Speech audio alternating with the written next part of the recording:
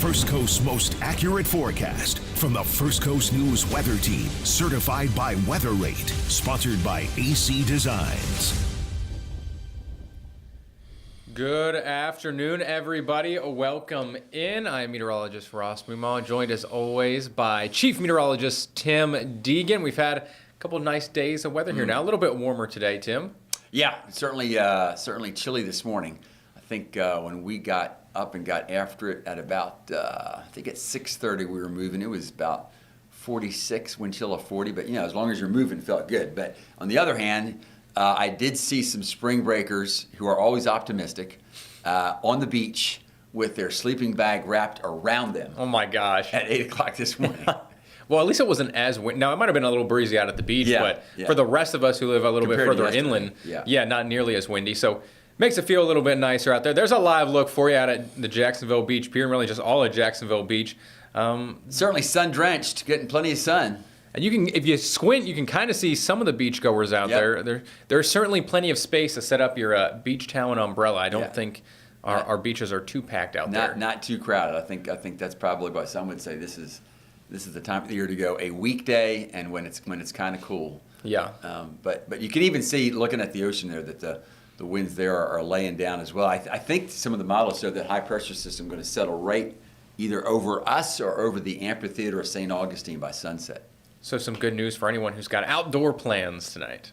Now, we're going to take a step back quick. On Sunday, it was a very stormy evening, or at least mid-morning and then into the early afternoon, perhaps not the evening so much.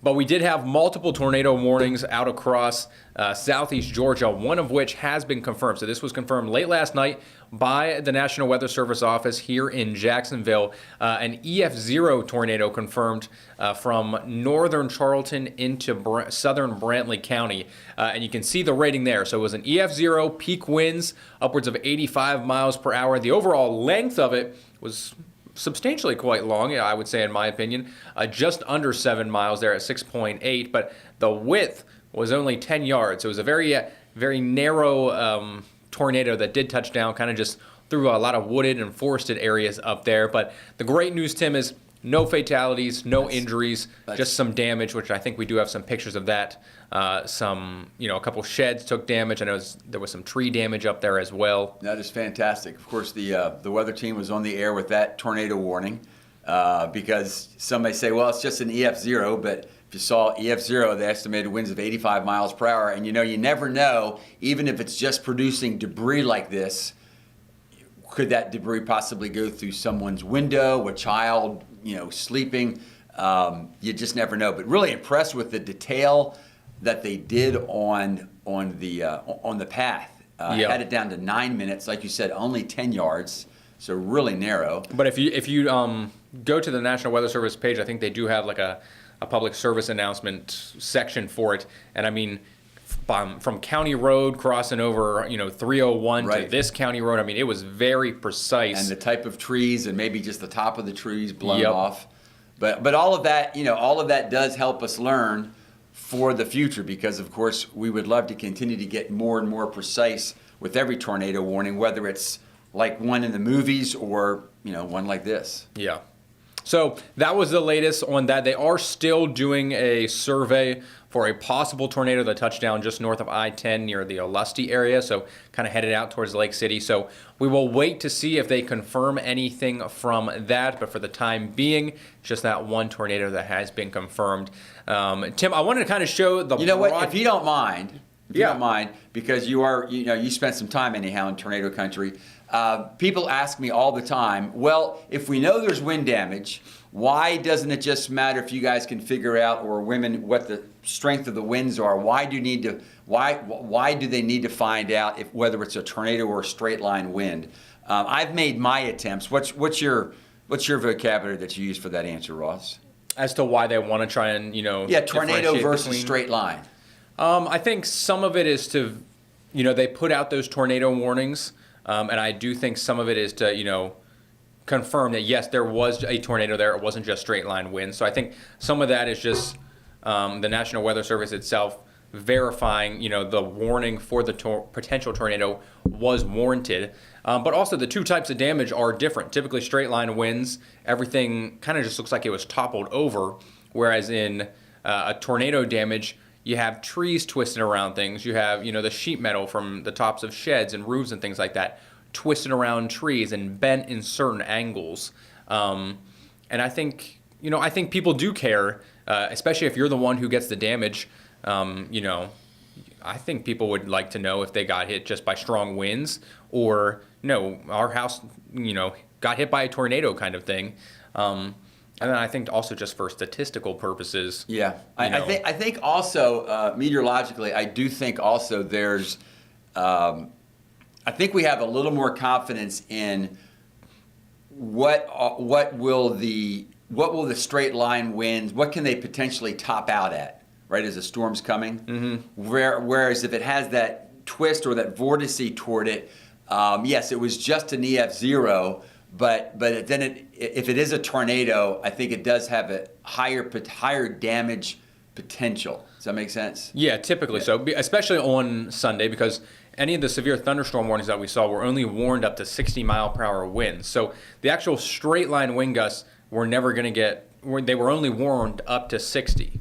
But if whereas a tornado the tornado itself had winds of 85 miles per hour at peak. So I think we're trying to tell folks is that if we can verify whether it was a tornado or not, then that lets us know, if nothing else, was it worth the energy to try to figure out, yes, we're going to have these straight line winds, but will there be something even stronger? Yeah.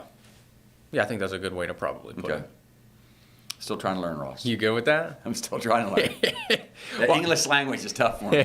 Oh, I know. Well, a very similar story across the central part of the country as to what they saw late last week. They have been dealing with very dry conditions, high winds, and extensive wildfire threats. We talked about this a little bit yesterday. Stillwater, Oklahoma had a pretty significant wildfire that residential neighborhoods and areas burned.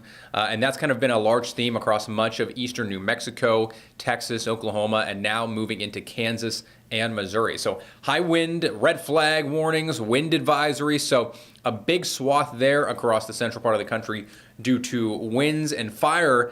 And then you just look a little bit further north of a large part of that area, and you have winter storm watches and warnings and advisories, and even a blizzard warning for northern Kansas up through Nebraska, Iowa, southern Minnesota. So winter is not done with everyone across the country here just yet. Now, thankfully, our weather much quieter here across the First Coast.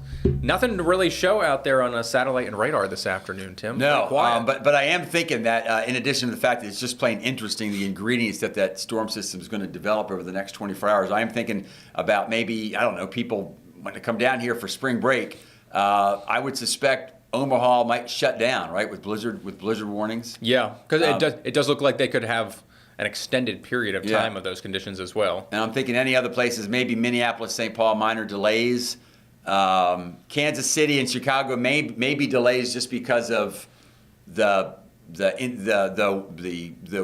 winds. Yeah, might cause briefly some delays as far as warnings and takeoffs and landings. And it is interesting.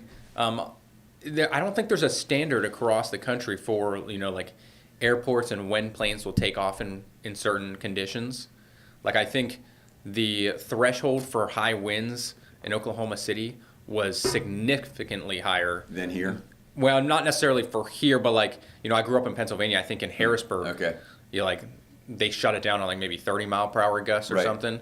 Whereas in Oklahoma, I think it's at least 40 or 45-mile-per-hour gusts just because it's so much windier. So I think that's just kind of an interesting thing. Yeah. Depending on what part of the country you live in, your airport might have different standards. Sort of what you're used to. Yeah. And I think extreme of that is places like up in Iceland, Reykjavik. I think their standards. As long as it's under 60, they're fine.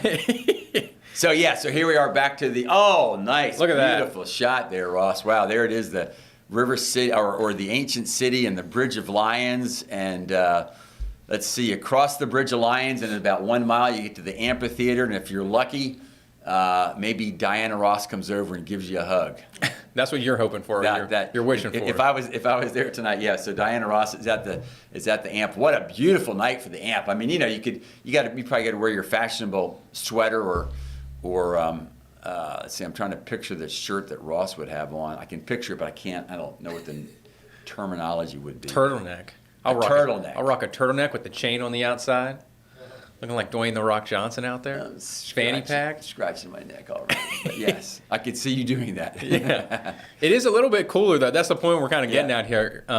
Anyone going down to the AM for the Diana Ross show tonight, a little cooler, a little bit breezy out there along the coastline and the beaches. But you know what? I guess I'm hyper focused on. There's a couple of friends that have come down from Atlanta to go, and they said, is it going to be sticky? Because the last time we were down there it was sticky and humid. And I said, no, it will not be sticky tonight. Very nice. No, very ventilated evening. Yeah, very dry air in place. Yeah. Dew points. Wow, look at those dew points. Now, Keystone Heights is. We're going to call that questionable. Yeah, that is not 100% accurate, but I think that might be Keystone in Arizona. Yes. Everywhere else, though, I think is a good representation of what we're kind of seeing here, especially inland areas. Dew points are in the 30s. So I did want to pop this up. This is really just to kind of hyper focus on the relative humidity itself. Although we have gotten a decent amount of rain here in March, nonetheless, if you are burning anything, because the air is so dry, and if you do live in one of those areas that hasn't received as much rain, the fire danger and wildfire threat will be quite heightened today and also into tomorrow. The winds aren't going to be that strong.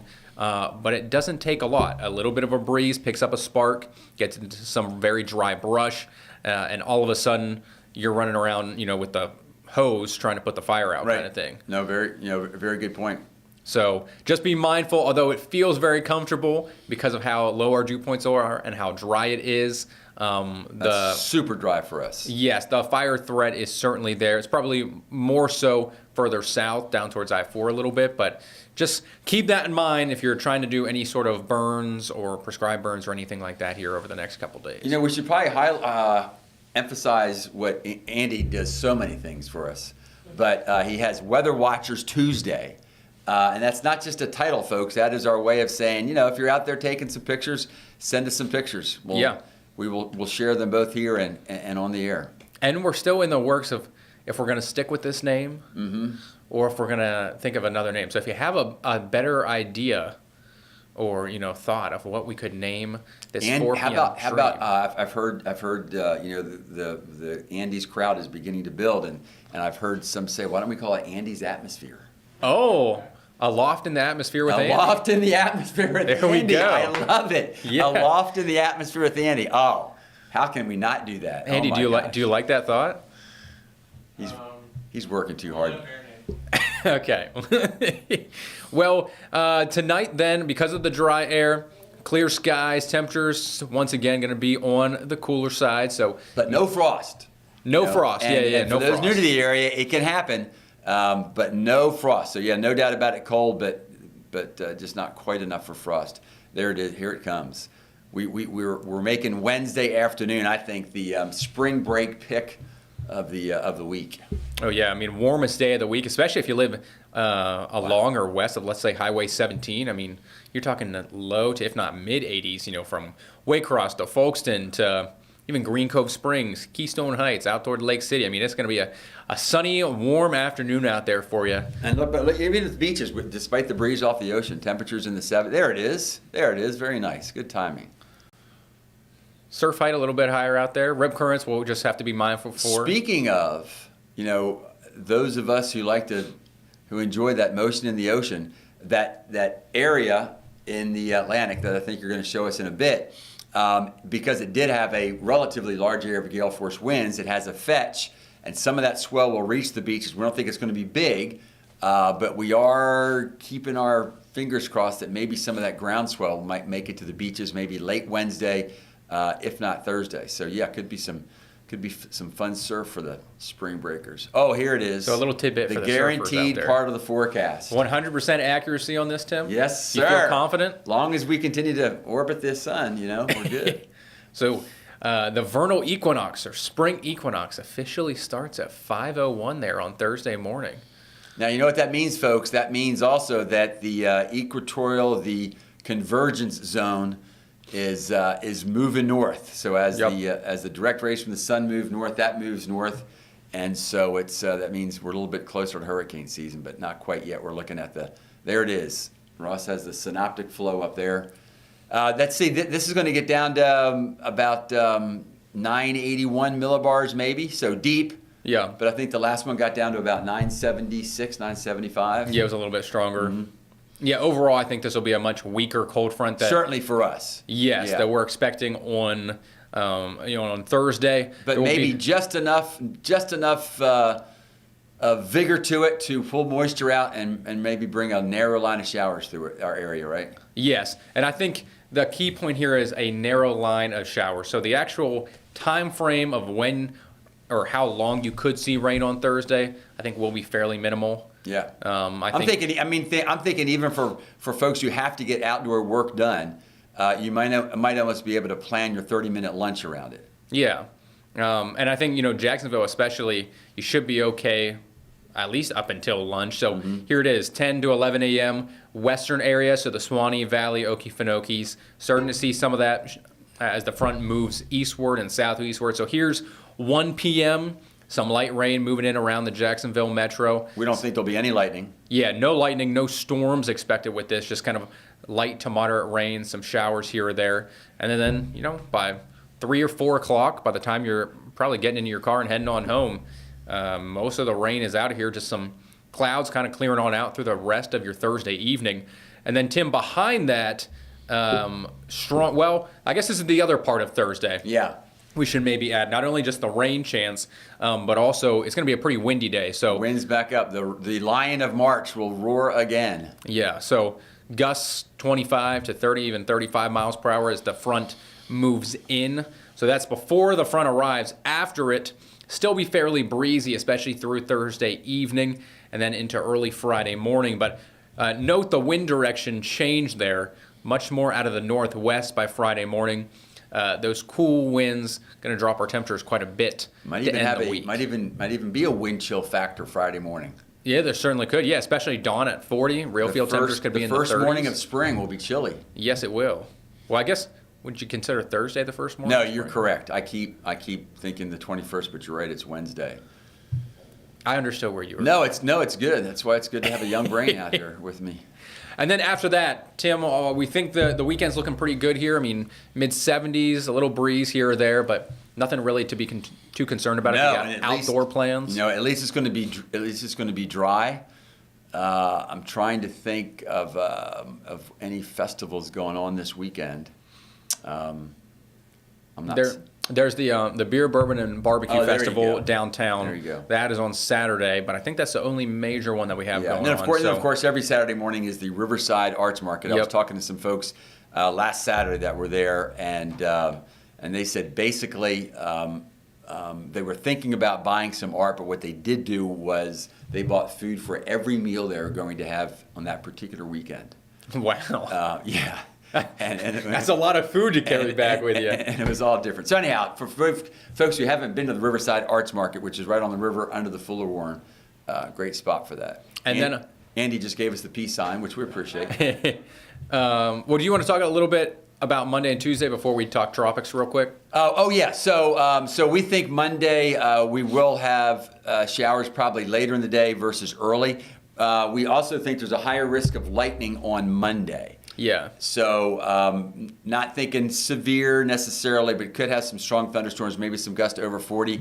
But probably the biggest concern, or the difference here versus any other day this week, is that might be our one concern for lightning. We have 40% up for Tuesday, but it's looking like, Ross, any showers we have on Tuesday might be over by about sunrise. I mean, if things pan out how it looks right now. Yeah, I think maybe the back half of Tuesday, clouds, rain chances clear on out, so I think the back half of Tuesday looks a little bit better. So yeah, the main thoughts there, showers on Thursday. Can you hear that? I can't, is that your... That means it's 4:20. So I guess we have to wrap it up with this. Yes. So this was a system the National Hurricane Center was watching yesterday. Had a 10% area on it for tropical formation. That is no longer, in effect. There's no area highlighted. Got completely sheared apart. There's much drier air getting pulled in around it as well. So we don't have much time, but I just want to. So hopefully, folks, you can see the swirl, but notice there's no color near the swirl. Infrared showing any vertical development hundreds of miles off to the east of us. So we thought that was going to happen, but still good to see it did. Yeah. So we appreciate you guys tuning in here today. We'll have another one of these, as always, tomorrow. Until then, I'm meteorologist Ross Mummah. He's chief meteorologist Tim Deegan. Thanks.